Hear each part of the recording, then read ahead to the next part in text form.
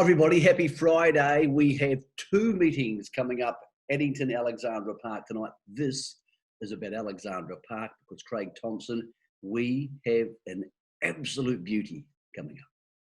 We do, Michael. Good morning to the viewers as well. Cracking meeting at Addington, but it's really been supposed by Auckland this week because Harness Millions night for a first time.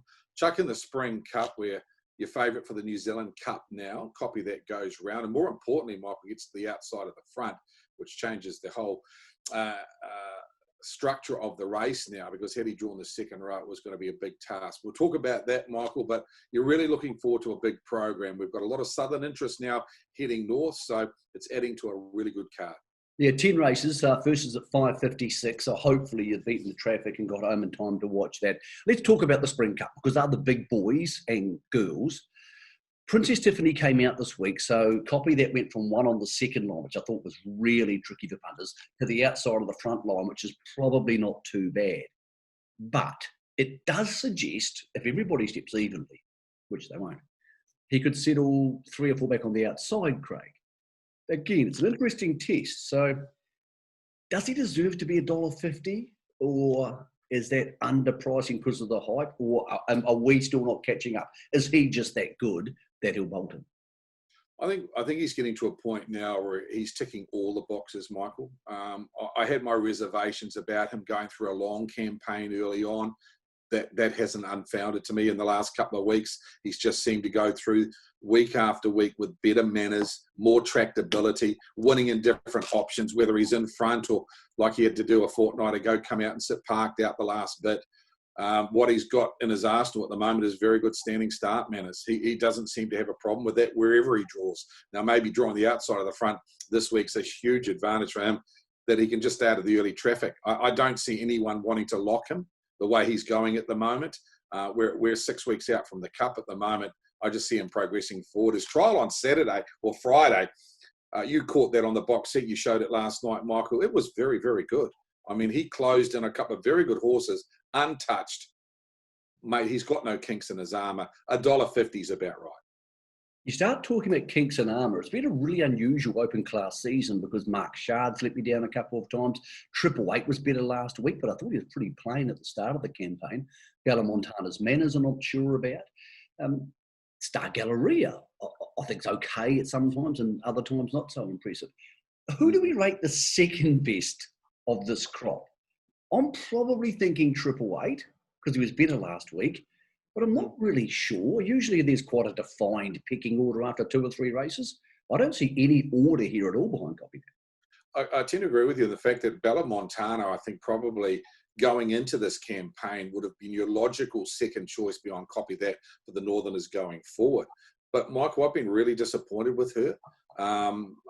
Maybe they've had a virus going through the stable. Maybe she's been one that's been caught up with that. But I just thought that she has been very average in the last couple of weeks. So I thought 888, I know he's been disappointing, but he just lifted his game a little bit better last week. And he is one of those war horses that maybe have taken a little bit more longer coming up this season than we thought initially may have happened. And it's been an unusual season, Michael, with COVID. So I think he's at the moment the second best Northern chance. Is he a winning chance in the Cup? Probably not. But he is one of 5 or 6 that could run a place. I think Star Galleria is probably the second best chance tomorrow night. I think if he begins quickly, which he can do, he might get up on the speed, so that gives him a chance. That's sort of the pacing highlight of the night. But as you mentioned, the first ever running of the Harness Million, that's a big deal. Well done to New Zealand Bloodstock Standardbred coming into the industry, having this $200,000 race. This time last week, we both thought Krug would win. They drove against him very intelligently to David Butcher and beat him. Wonderful drive by Butcher to show that courage of his convictions. I just don't see how they beat him this week, Craig. I think he leads from barrier 1. I think the horse who's likely to be on his back probably can't run past him. Unless he underperforms, I don't see how they beat him. Well, what I don't understand is why is he at the same price this week that he was last week? That's on the box set. I don't understand. Yeah, okay, I agree with you. Well, because simply this way, last week he had to work forward from an awkward draw and sit parked. This week, the front's there from the start. So I thought he lost nothing in defeat last week, Michael. If you reverse the runs, you reverse the result. So $1.50 is okay. He went the best splits of the race and got beaten. He couldn't have gone any better than he did. Hey, he probably peaked on his run 100 metres from the line, but he had every reason to do that. So if you go on his run a fortnight ago prior to that, where he defeated a really good field and had to do it tough, I think he's the horse to beat. So I couldn't tip against him, but again, he's $1.50. Everyone will be backing him. How do we find some value outside of him? There was a couple of really good runs out of that race last week. I thought It's All About Faith was very good. Probably its stablemate Aladdin was the eye-catching run of the race. It actually ended up running the best sectionals of the race. Do I think it's a winner? Probably not, but you've got to find some value to run in your first four. And I thought it was one that certainly caught my eye going forward. I got it 54.8 running into fifth. Krug ran home at 55.2. So went pretty well, Aladdin. Tell you what's really interesting. Bolt for Brilliance, the young gun, up against Temporale, the old lion who's been there, done that, won a Rowe Cup before Bolt for Brilliance was even born. Close enough to it. Standing start 2,200 metres. I'm not saying I don't trust Bolt for Brilliance because I can see him getting better every time he gets on the track, but I don't trust him enough to back him at $1.80. No, I tend to agree with you, but I suppose you look at it this way. Temporale's got the manners, Bolt for Brilliance got the brilliance. Which one do you want? I mean, it's a toss of the coin. I think if you're going to back into the race, you probably back Temporale for a place because you know he'll get to the marker pegs probably first. He's a very good stepper. He's quite happy to hand a Bolt for Brilliance, and he runs in the top three. Well, funny enough, you mentioned yesterday about win insurance on one of our casts. He's a perfect win insurance horse because if he doesn't win Temporale, he'll almost certainly run second. Right.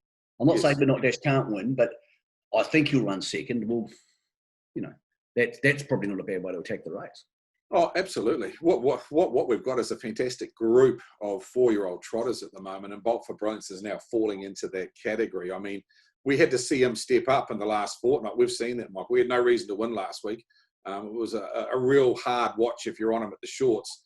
He was running into trouble everywhere, and he still extricated himself out at the right time and still got over the top of Vatican Hill and trotted his last half in 56 flat coming around to win. He's a very, very good horse. Yeah, it was a Hurley special. Really patient, balanced the horse up. All right, so the other big three races, it's going to be massive at Alexandra Park tonight. What else do you like around the support card before we get into or after we enjoy those races?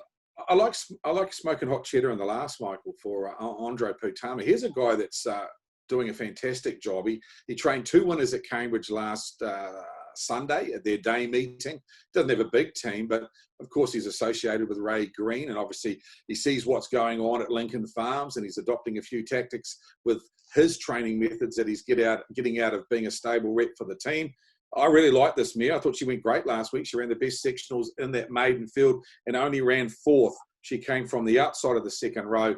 She's the only one on the second row here, and there's been 3 scratchings in that last race. I thought she's a very, very good bet. Okay, anything else early in the card, or are we going to wait for race 5? And I'll be honest with you, Craig, if I can get enough on, I'm pretty happy to back Krug at $1.50 and just watch them go around in circles and think he'll win.